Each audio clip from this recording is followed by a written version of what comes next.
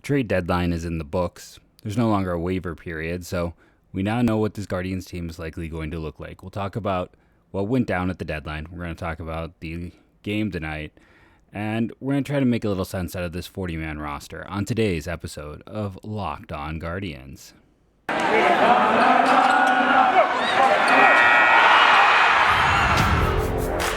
You are Locked On Guardians, your daily podcast on the Cleveland Guardians, part of the Locked On Podcast Network, your team every day.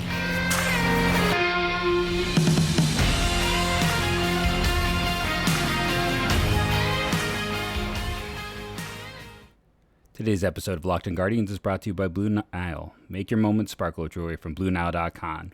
And going on now is the Blue Nile anniversary sale. Save up to 40% on classic fine jewelry and 25% on engagement rings, set, and settings. Shop stress-free and find your forever piece. Go to BlueNile.com today.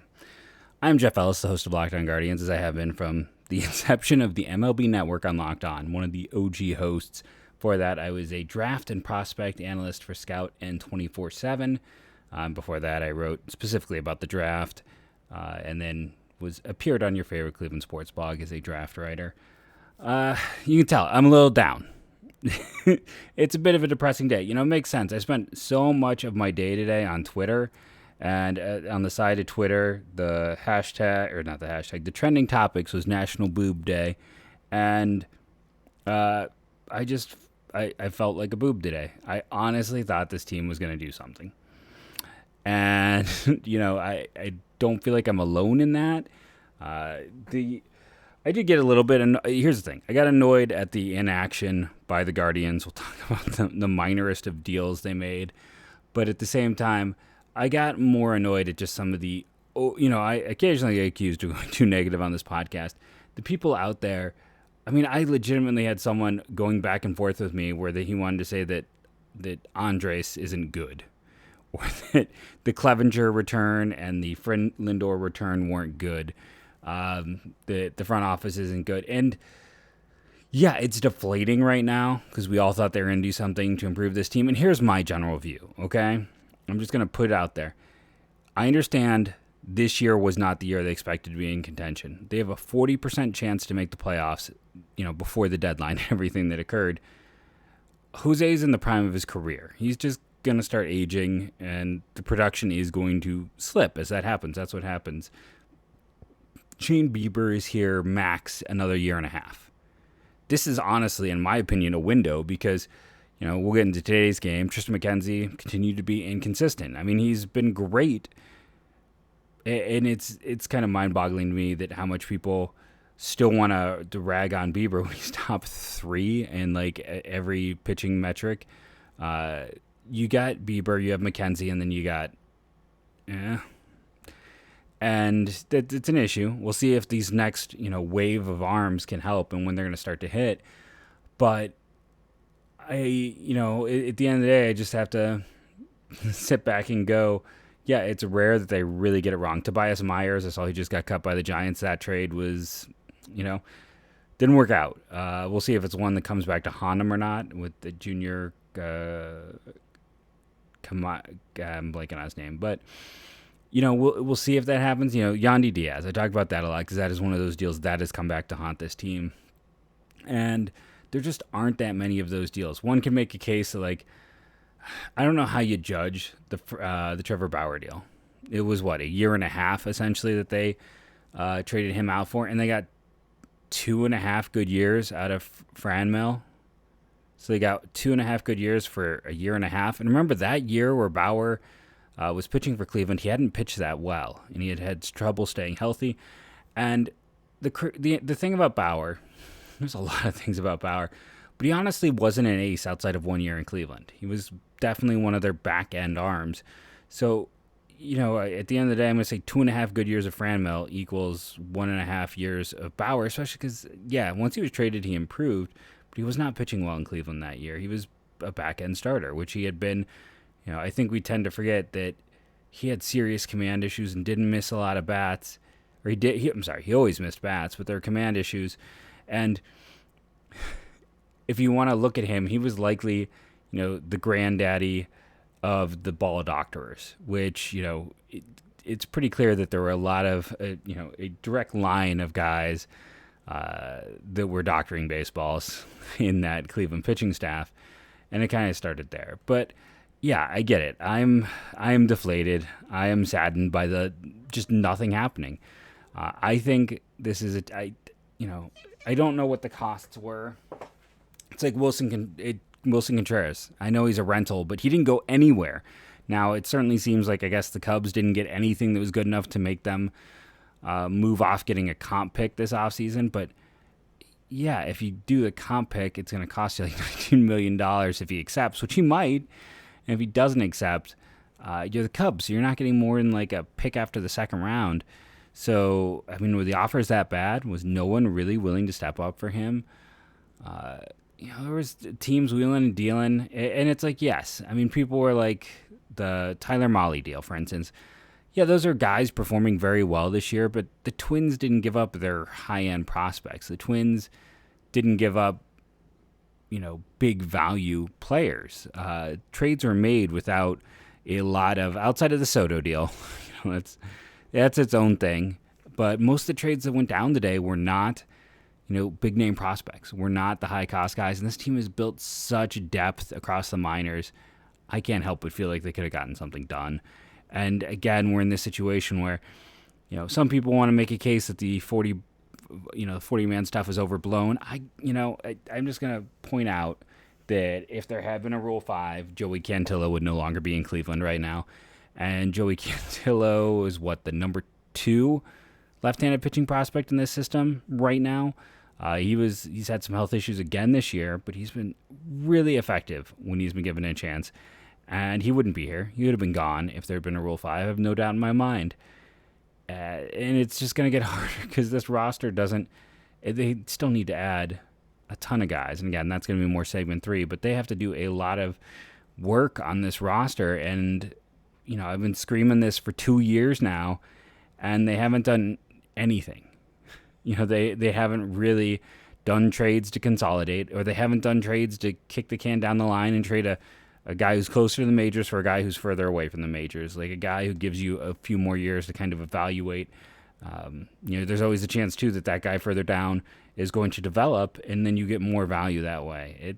There's also a chance that by the time they move up through the ranks, they're never going to even be someone you consider for the 40-man roster. So who knows? But they haven't done anything about their roster crunch.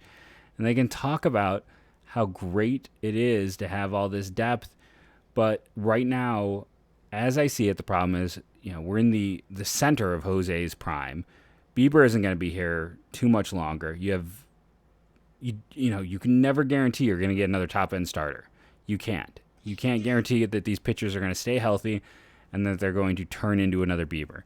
So, and then you just have, by the deadline, I was firmly like, okay, keep him Ed. Like, he means a lot to this team. This team has a playoff chance.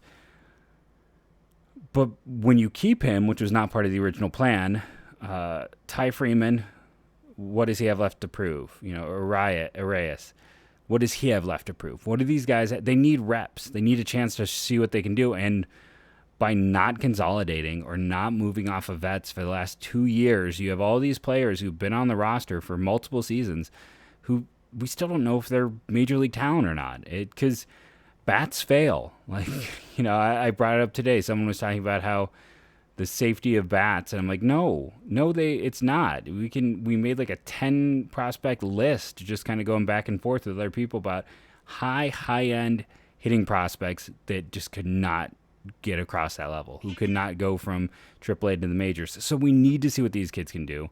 And if you're not going to give them reps, then what's the point of having them? So they can sit in AAA for injury's sake, so they can block up other prospects. They really need to make a trade. They didn't. It's frustrating. I do still implicitly trust in this front office. I had someone ask me, like, at what point do you, get mad about them not having taken care of anything for 2? I still trust this front office implicitly. I trust, the coaching they've put in place. They have earned that trust.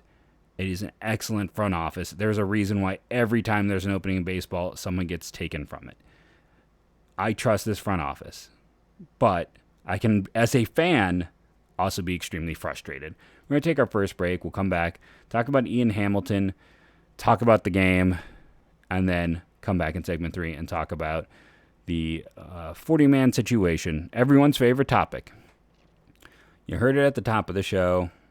Blue Nile is one of our sponsors. They keep coming back, so you must keep listening to these ad reads. People out there are buying. And what's nice about Blue Nile is, they're the first online jeweler. They have 24/7 support to help you pick the right ring. And it's an original piece. It is not cookie cutter. It's not like go get the same thing that they're selling at the mall. It's a whole line of this. It is an original piece. You're getting something original. You want something that. And if you're going to spend money, get originality. Get something that's going to last a lifetime. Make your moment sparkle with jewelry from BlueNile.com. And going on now is the Blue Nile anniversary sale. Save up to 40% on classic fine jewelry and 25% on engagement settings. Plus, every order is insured, ships free, and arrives in discreet packaging that won't give away what's inside. Shop stress-free and find your forever piece. Go to BlueNile.com today.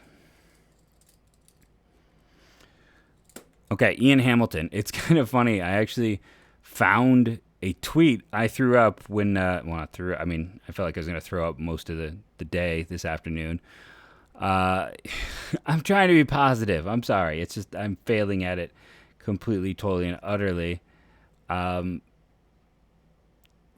now, Ian Hamilton, when he was drafted in the 11th round by the Chicago White Sox, I threw up a tweet that, because I saw the name, I'm like, I remember him. He was a reliever in college. I tried him as a starter. It didn't go well. It really torpedoed his value. So my tweet was from 2016, so it was the 2016 draft year for him. He ends up going the 11th round, which is an important round. He's a Canadian kid, went to Washington State, and he got up to the majors in 2018 with the White Sox for 10 games, 2020 with the White Sox for 4 games. After that, they waived him. He went through waivers, and then he went to Seattle, and I think somewhere else. Let's see, Seattle, Philadelphia, and then the Twins got him on waivers in February. So teams have liked him enough to claim him. With the Twins, he got up for about 3 days this year, and it was not good in those 2 2/3 innings. He gave up 2 earned runs on a home run. The numbers in the majors have not been strong.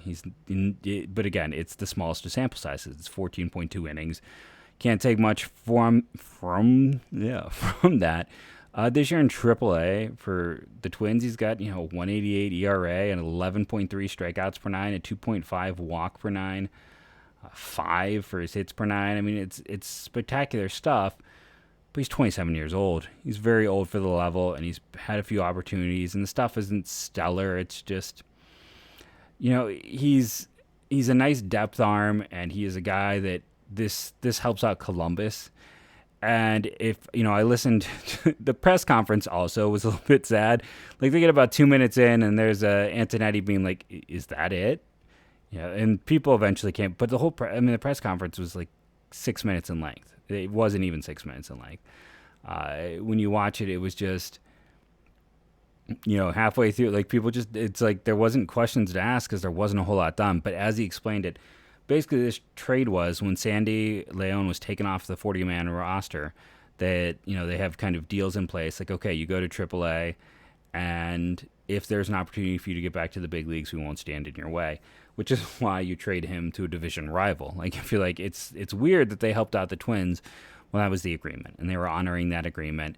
And yeah, he's going to go to the Twins and help them with some of their catching depth. He immediately goes on their 40-man roster. Guardians get an arm who is unlikely to pitch for them this year in the big leagues. One thing you say is he kind of joins that like Tanner Tully group of up and down arms, where I don't think that they are afraid of losing them. It's like, okay, he's up, now we're going to waiver claim him. There is a chance that he wouldn't pass through waivers, but the other interesting thing is, I assume since he was up with the Twins earlier this year that I thought he'd be on the roster, but I guess maybe he wasn't on the 40-man because I didn't see a corresponding move. So when I was looking into it, it's one of those things where I guess he got removed from theirs because there was no talk about adding him back onto who they were going to move around to add him to the 40-man roster. So I think it's more about giving him a nice depth arm in AAA and honoring their word to Sandy. So that's why that trade occurred. The good news is tomorrow we get Cody Morris in AAA. I don't know how much he's going to get a chance to pitch, but we'll have to see. He could be that reliever this team needs. Honestly, he could be the guy. Let's go over and talk about the game before we talk about the 40-man stuff. So before this game even started, I was pulling my hair out. You've got a right-hander on the mound in Zach Gallen, and you don't have Nolan Jones in this game. You don't have Will Benson in this game. Let's run Owen Miller out there. Yesterday I got into it with people on Twitter because it's this idea, I'm like, I don't know if Benson's going to be here long-term, what the deal is. And they're like, and I was like, well, they're not even playing him in his first game up. And they're like, well, it's because he got here late. Today was the day to play him at first. And they didn't play him at first. He pinch hit for Luke Maile late in the game. And Nolan Jones also pinch hit late. But why are they not in the lineup? I mean, Oscar Gonzalez, yeah, he's healthy. But Gonzalez and Jones should just be a platoon. I get he's back, but we had questions about Oscar Gonzalez before he went on the DL. It's not like he should come back and Nolan Jones is a bench bat now. No, that should be a platoon for someone who cares so much about not batting lefties against lefties. It's just fun. It's like the thing with Luplow. Remember where he wanted to Luplow should play every day. He totally, and with Bahia, Tito, lefty can't face a lefty. But who cares? Or no. Yeah, but who cares about righty versus righty? It was a bad lineup, and they got 3 runs, and they lost 6-3. It was, as I said, inconsistent Tristan McKenzie game. He had the 7 strikeouts, 2 walks, 6 hits. I only say, 8 base runners is not ideal by any measure. Home run, that has been his bugaboo throughout this year. But the bullpen is where, okay, so De Los Santos, it's not great either. He gave up a solo shot. But the thing I will say about him is we often talk about, the Guardians have, Clase and stuff. And it's De Los Santos most of the time has been pretty reliable. And Sandlin going 2 innings and not walking anyone, that's unbelievable. If Sandlin in 99 can get back to where they were, this bullpen really doesn't need that much help. It needs a lefty. But outside of that, Hedges, Steffen, the rest of this group, it looks pretty good. Who reached base twice in this one? Well, Kwan had a hit and a walk. You had 2 walks and a hit by Andres. And then, let's see, Owen Miller, no, he just had the hit by pitch. And then Luke Maile had 2 hits. He's your only multi-hit guy in this game. Extra base hit-wise, Kwan had 1, Maile had 1. And box score bingo, Cleveland only had the 6 hits. They did have 3 walks, so that's 9 opportunities. They got 3 runs. That's about right. On the other side of things, 9 hits, or let's see, I think I actually got that wrong because it's 3 hits. They had 10 opportunities because there was the hit batter, but that's still 3 was about right. On the other side of things, 9 hits, 1 error, and 2 walks. That gives them 12, so they should be about 4, but they had multiple home runs. And, Christian Walker, the first podcast went up with no sound. I talked about it. I said, he might be someone that's worth discussing. It would have been nice to get him off the Diamondbacks these past 2 days because he has gone deep in both those. Apparently he does like hitting in Cleveland. But yeah, the momentum of the day was gone before this game began, and then to lose this one, you're expecting McKenzie. It's not necessarily that he had a bad outing, but 4 earned runs is never what you're expecting from him. He had a 3.38 ERA entering the day. You expect a better overall performance by everyone involved. It's just not. It's a deflating game after a deflating day, and we're probably harder on everyone due to that. Who are your stars in this one? Well, Nick Sandlin gets one of them for that performance over 2 innings, allowing just the 1 hit. You would like to see him strike out some guys, but you'll still take the no walks. You got to give Luke Maile one, having 2 hits and one of the extra base hits in this game. And then I think you give it to Andres for reaching base 3 times, which is the high. It's a disappointing game because even though it's disappointing in the regard that Arizona is a bad team. They're on their way to another top 10 pick. At the same time, one has to also be very fair about the fact Zach Gallen is a fantastic pitcher on the other side. How about Kyle Nelson and what he has turned into? We talk about needing a lefty, where that lefty is. It's weird. I mean, Arizona fixed him, and he has been spectacular this year. You look at the overall performance in 34 innings. Like, he never got a real chance in Cleveland. He got a total of 10 innings. 34 innings this year. 27 strikeouts, 8 walks. His whip is under 1. His ERA is 1.57. He's one of the best left-handed relievers in baseball. It just... maybe their biggest need is across the diamond and a guy that never got a full opportunity, though he struggled mightily last year, and I have a hard time... blaming the Guardians for letting him go. Tomorrow's game, Tommy Hunter is getting the call up for Arizona, former Michigan player, I believe a second-round pick of Arizona. And that's the thing. Like, Arizona has the best minors in baseball. Sometimes I see people talk about it being the Guardian. It's not. It's Arizona. Tomorrow you'll have Tommy Henry on the mound, going against Shane Bieber. It should be advantage Cleveland. This should be a series win. But, we'll see about the woulda, coulda, shouldas. And then I'm really hoping we see some kind of roster move and we don't have another Brian Shaw start. Like, if you're not going to go out and make a trade to help this pitching staff, call up Batenfield, call up one of these young kids that you're thinking of adding at the end of the year anyways. Just get that done. Like, that's what this team, we need to do. Find an opener. Shaw needs to be no more. We're going to take our next break, come back, and talk about the 40-man a little bit here on the third segment of Locked On Guardians. BetOnline is the fastest and easiest way to check in on all of your betting needs. Find your favorite sports and events at the #1 online source for odds, lines, and games. Find reviews and news of every league, including Major League Baseball, NFL, NBA, NHL, combat sports, esports, and golf. BetOnline continues to be the top online resource for all of your sports wagering information, from live in-game betting, scores, and podcasts. They have you covered. Head to BetOnline today or use your mobile device to learn more about the action. BetOnline, where the game starts. Okay, so the 40-man roster situation is something I've talked about a lot over the past few years. The one nice thing is it's not as terrible as a year ago.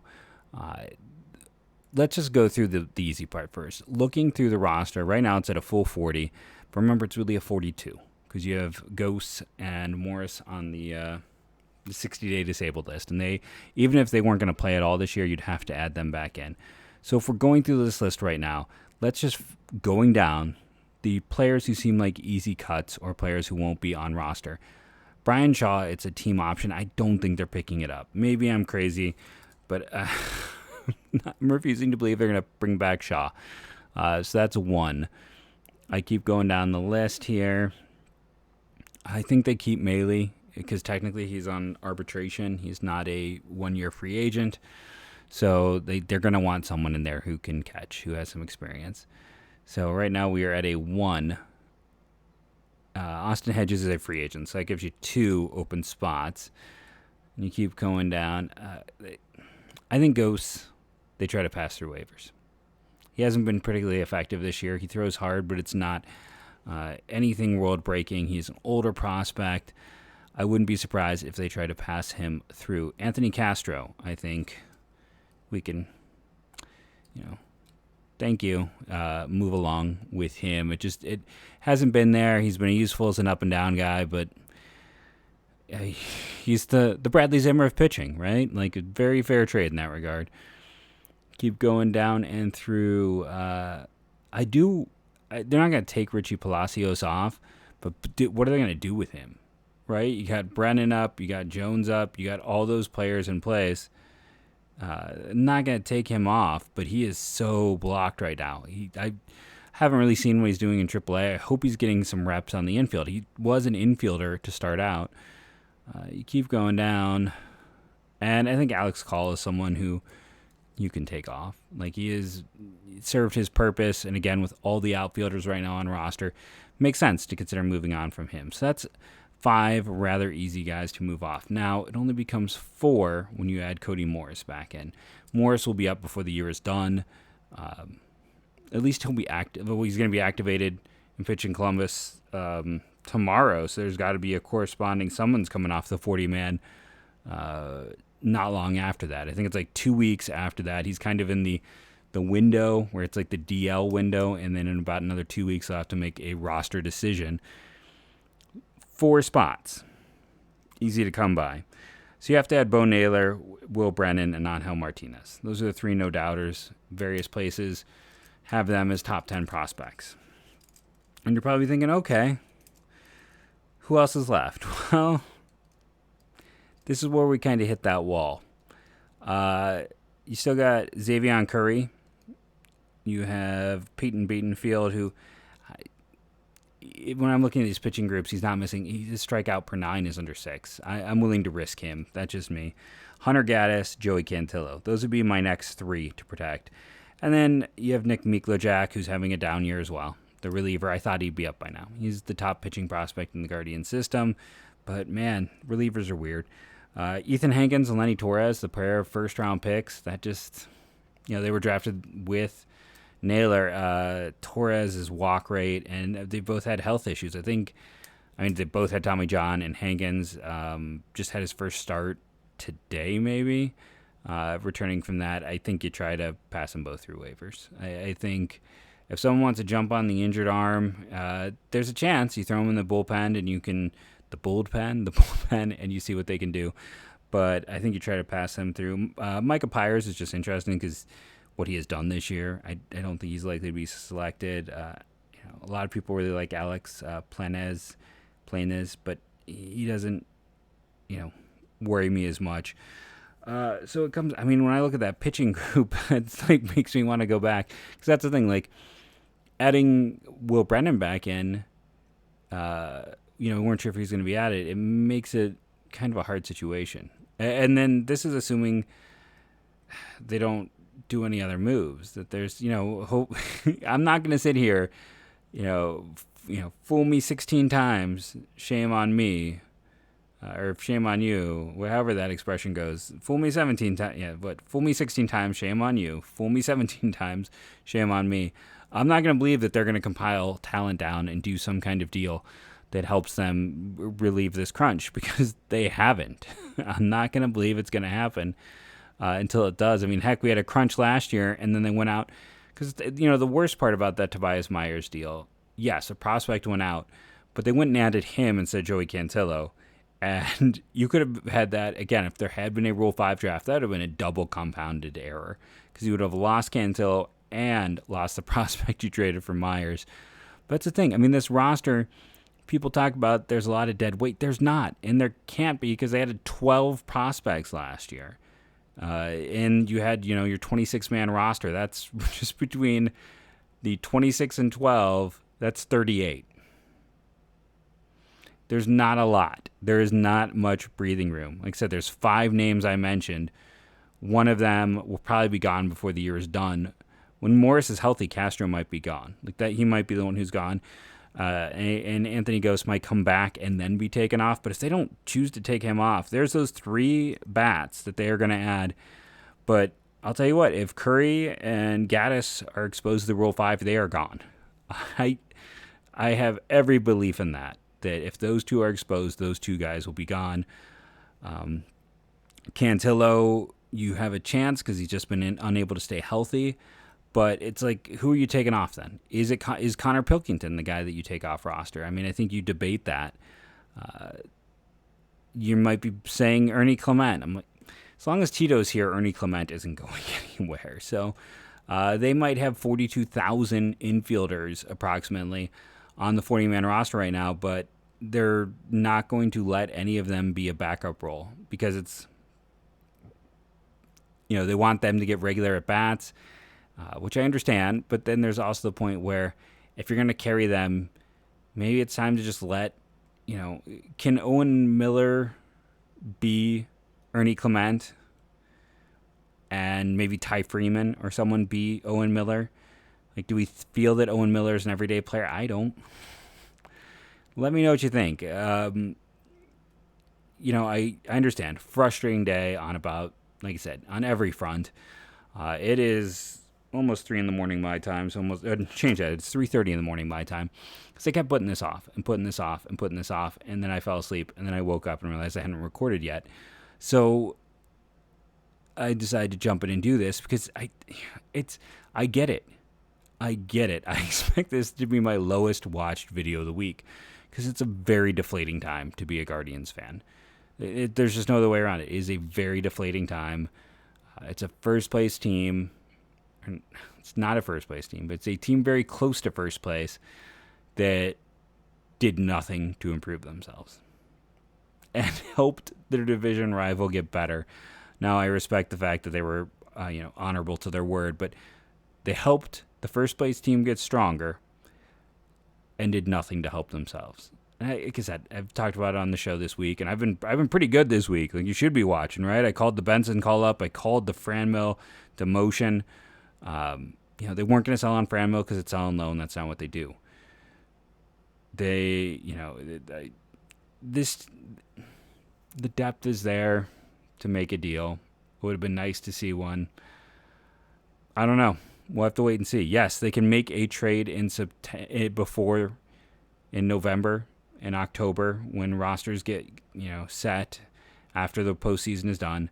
But the problem with those deals are teams are also dealing with their own crunches, figuring out their rosters, and they are less likely to do 3-for-1 deals. They are less likely to trade for that guy unless it's a massive discount or a complete flyer like the Guardians did with Myers. Like, okay, yeah, we'll trade you an interesting bat who's in the Dominican Summer League, who's in the off-site stuff. The value of some of these players is going to sink a bit. And we'll have to wait and see. But the Rule 5, it's feeling like an inevitability that this team is going to lose 2 to 3 players. I've been Jeff Ellis. This has been the Locked On Guardians podcast for this week. Sorry for the negativity. Just down day. Remember to rate and review. It helps. Let's knock off that Twins fan who left a nasty review because he was a Twins fan and apparently just feels the need to be not nice. Remember to subscribe on YouTube. We're getting close to 500 subscriptions. I appreciate all you do out there, my Locked On Guardians listeners. And that's it. As I end every show now, go Guardians, go.